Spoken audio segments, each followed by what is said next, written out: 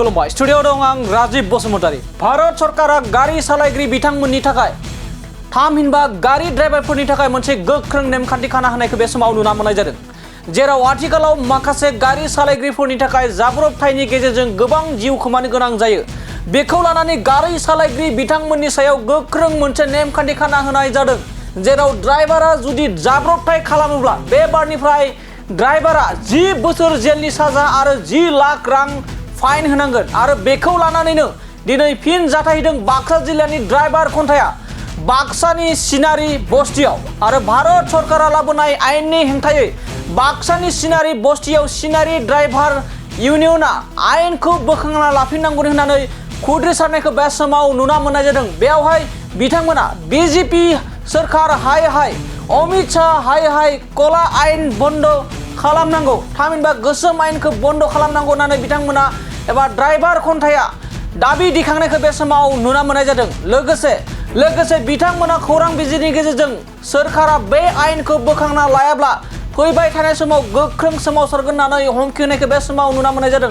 बे समाव नोंथांमोननि गेजेराव फिन फोरमायबावदि भारत सरकारा थामहिनबा भारत सरकारनिफ्राय ड्राइभार थामहिनबा गारि सालायग्रा बिथांमोननि सायाव मोनसे गोख्रों नेमखान्थि लाना फैनाय जादों। आरो बेनो जाहैबाय, जाय ड्राइभार बिथांमोना जुदि जाब्रबथाय खालामो अब्लानिया बिथांमोननि सायावहा 10 लाख रां फाइन खालामना होनाय जादों। लोगोसे 10 लाख रां बिथांमोननि सायाव जुरिमाना खालामनाय जागोन। लोगोसे जुरिमानाजों लोगोसे 10 बोसोर जेल जानांगोन बे आयेनखौ लाबोनाय जादों। आरो बेखौ लानानैनो बाक्सा जिल्लानि माखासे ड्राइभार खन्थाफोरा खौसे जानानै बिथांमोना सोमावसारनायखौ बे समाव नुना मोननाय जादों। आरो लोगोसे बीजेपी सरकारखौ हाय हाय बुंदों। लोगोसे बे आरो गोसोम आयेनखौ थाबैनो बोखांना लायाब्ला अब्लानिया फैबाय थानाय समाव गोख्रों आरोबाव बेबायदि सोमावसारगोन होननानै बिथांमोना खौरांनि गेजेरजों गोख्रों दाबि खालामदों। बेखायनो बिथांमोना खावलायदों, जाहाथे हादरनि नखर मन्त्रि अमित शाह बिथांखौ खावलायदों जे थाबैनो बे आयेनखौ बोखांना लाफिननांगौ होननानै बिथांमोना खावलायदों।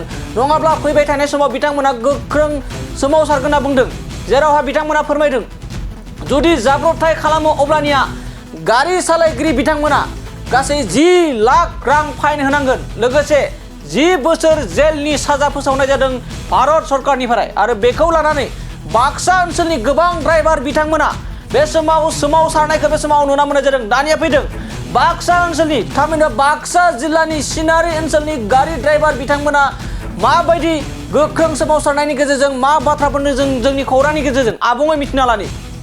खौसे जाबाय जोङो दा खौसे जानाया बेनो, जिथु अमित शाह जिथु सारा जिथु जोंनि ड्राइभारफोरनि थाखाय जिथु बिरुद्दि खामानि मावनो थांगासिनो दङ, बिनि थाखाय जोङो दिनै गोख्रों राहा लानाय जादों जोंनि ड्राइभार खन्थाया। गतिके जोंनि बे दाबिखौ जाहाथे मानिनानै लायो।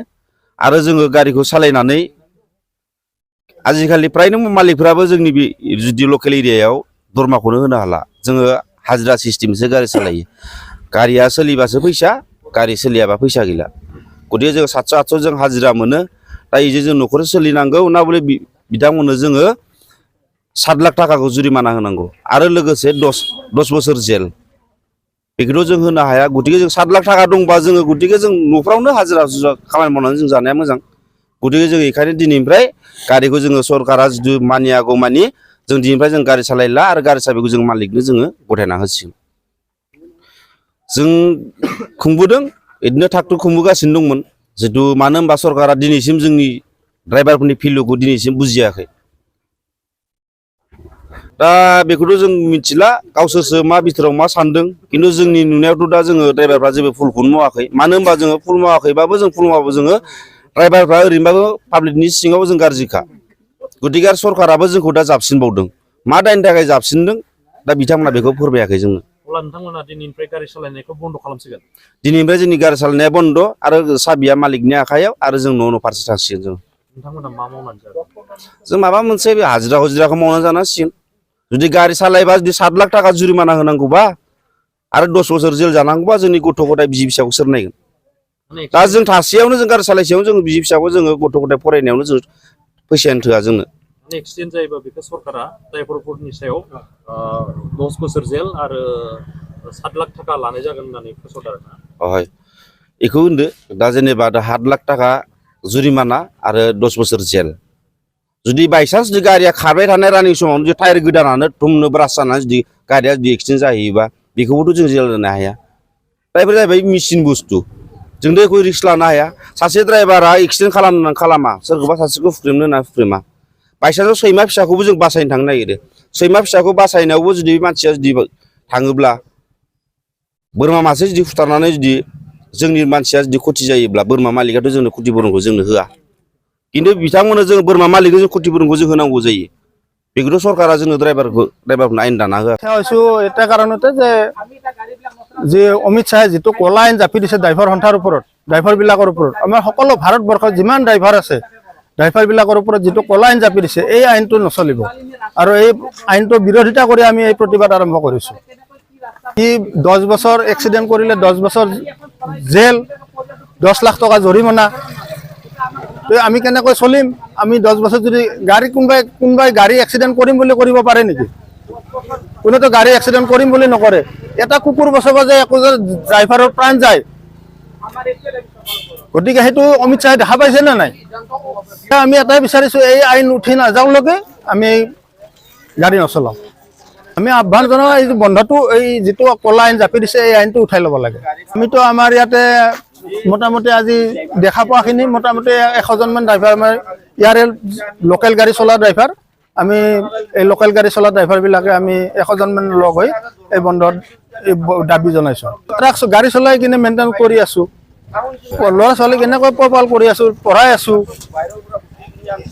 বিৰোধিতা কৰিমতো এইটোতো কোনো হিচাপৰ আইন হোৱা নাই না সকলো ড্ৰাইভাৰে বন্ধ কৰি দিব বা বন্ধ কৰি যাব আৰু মই এইটোও আমাৰ ড্ৰাইভাৰবিলাকক সকলো ড্ৰাইভাৰকে আহ্বান কৰোঁ যে এই আইন উঠাই নল'লে আমাৰ এই দাবী মানি ল'ব নালাগে আৰু গাড়ী চলাব নালাগে বিহাৰ চৰকাৰখনে যিটো আইন আমাৰ ড্ৰাইভাৰৰ ওপৰত জাপি দি আছে সেইটো আমি কোনোপধ্যে মানি ল'ব নোৱাৰোঁ আমাৰ ড্ৰাইভাৰবিলাকৰ মানে কি হৈছে আমাক ড্ৰাইভাৰক কৈছে কি বোলো কিবা যদি এক্সিডেণ্ট কৰিলে সিহঁতে পলাব লগা হ'লে চৰকাৰক 7 লাখ টকা জৰিমনা দিব লাগিব আৰু 10 বছৰ কাৰাদণ্ড দিব গতিকে কোনো ড্ৰাইভাৰটো জানি বুজি কোনো এটা এক্সিডেণ্ট নকৰে গতিকে আমি সেইখন আইন মানি ল'ব নোৱাৰোঁ চৰকাৰে উঠাই লওক যেতিয়ালৈকে উঠাই নলয় অনিৰ্দিষ্ট কাললৈ আমি গাড়ীবোৰ বন্ধ কৰি ৰাখিম মোটামুটি আজি 80-90জনমান ড্ৰাইভাৰ প্লাছে হ'ব আমি গোটেই গাড়ীবিলাক লগাই দিছোঁ দি কিনে বন্ধ কৰি আমি আজি মালিকবিলাকক গাড়ী চব চাবিবিলাক জমা দিম আজি আমাৰ গাড়ী চলা মোটামুটি মোৰ 16-17 বছৰে হ'ল কোনো এটা ঘটনা ঘটা নাই কিন্তু ইটা জানি বুজি ঘটনা নকৰে কোনো গতিকে আমি এটা সাধাৰণ মানুহ আমি কিবাকে গাড়ীখন চলাই পোহপাল দি আছোঁ আজি আমাৰ পটককৈ সেইখন আইন মানি আমাৰ ড্ৰাইভাৰবিলাকৰ ওপৰত জাপি দিব বিচাৰিছোঁ গতিকে আমি মানি ল'ব নোৱাৰোঁ কেন্দ্ৰীয় চৰকাৰক আমাক এটা অনুৰোধ সিহঁতে আইনখন উঠাই লওক আৰু আমি পুনৰ গাড়ী চলাম